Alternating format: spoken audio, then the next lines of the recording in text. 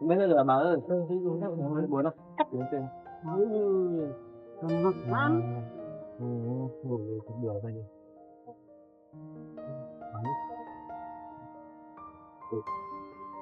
Muốn làm sao sao làm nghe. Đây đi chụp cho bạn. Nhiều lắm. Làm dây. Này. Tập. Ốm định. Cũng nắng các bạn.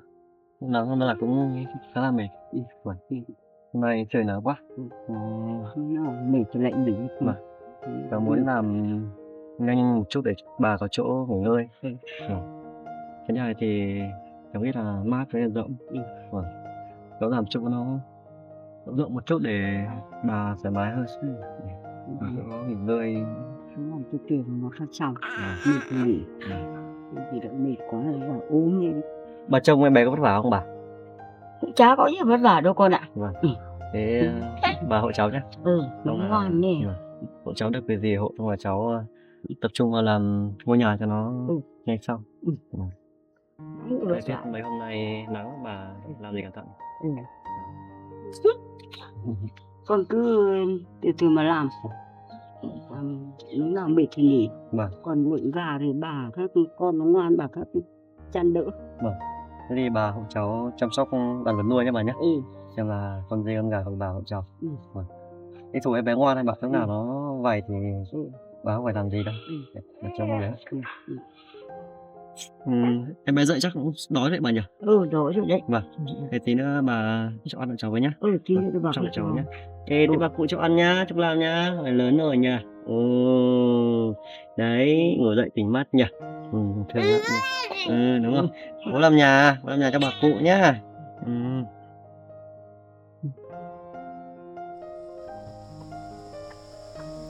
Thế bà cho em bé vào nhá. Cho bé ăn bột tí nhá. Em thủ cái làm nó khó tới nhá. Ngon nhá, bà cụ chăm nhá. Bye nhá.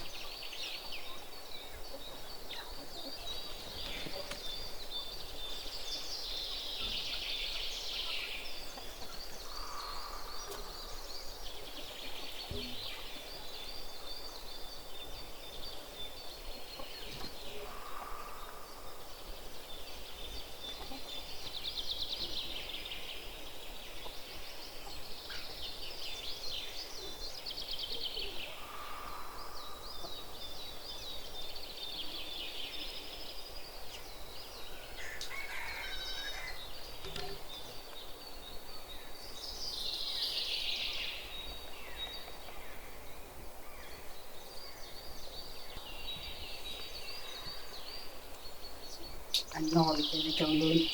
Còn đi chạy đi chơi.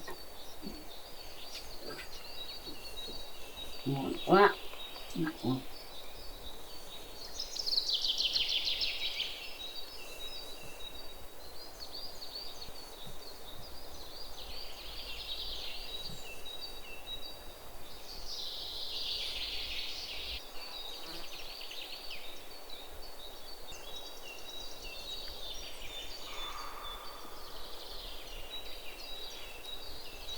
hết hết hết cái này.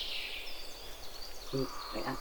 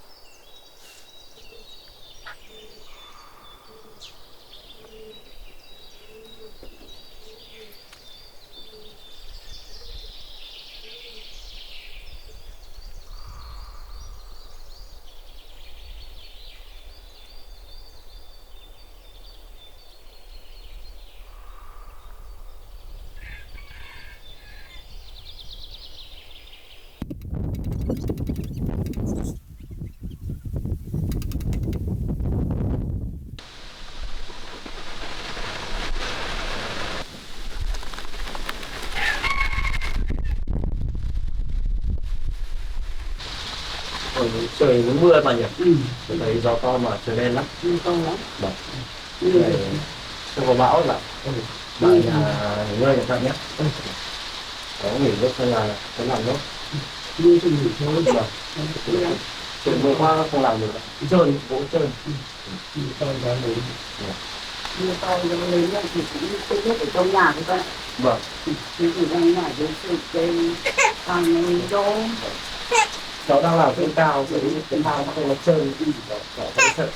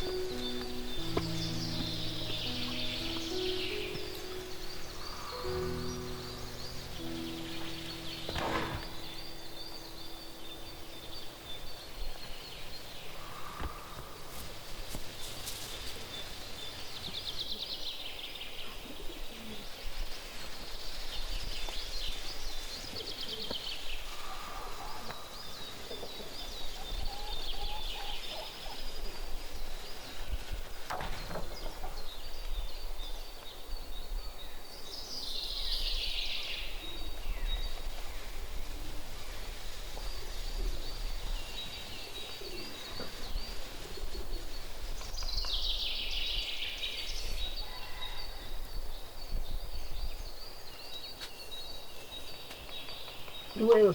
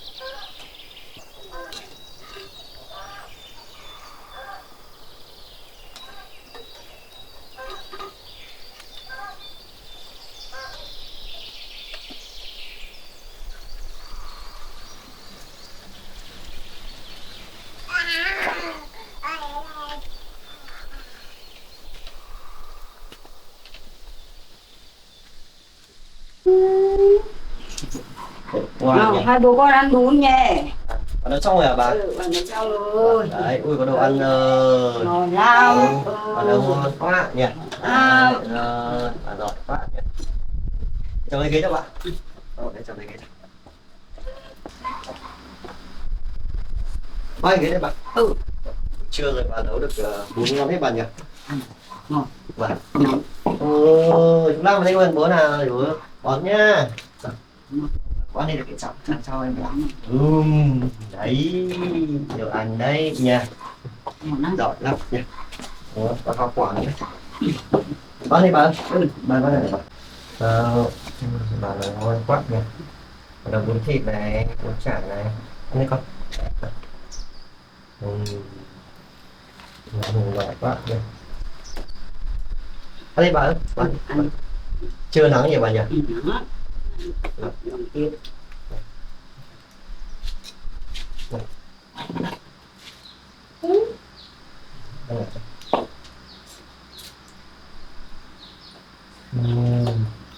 Giỏi quá, giỏi quá. Không phải ăn bún nhé. Nắng lắm con ạ. Vâng. Nên là ăn uống xong là nghỉ nhá. Vâng. Làm việc làm nắng lắm thôi. Lúc nào mát con thằng làm nhá. Vâng. Cháu thấy buổi trưa cháu vào nghỉ ngơi một lúc bão. Cái công trình còn dài lắm, nên là cứ làm mình tính. Vâng. Cái con của con đây.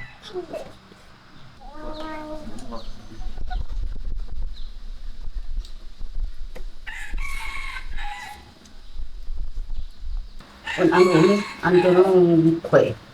Làm nhà làm cửa nó còn lâu dài con ạ. Vâng. Bà không phải rất khỏe nha bà. Còn chăm sóc em bé cháu thôi. Vâng. Hôm nay trời nắng quá. Cháu nghỉ một lúc xong là chiều mới làm tiếp. Ăn uống thì nó khỏe. Hôm nay không xong ngày mai. Con no rồi à? Thì ăn sữa sau nhá. Bố mặc ăn bún nhá.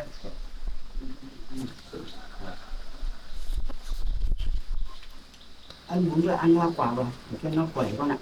Vâng, có phim mà. Phim mà con này. Ê, ông ăn đi. Ăn chân đói làm.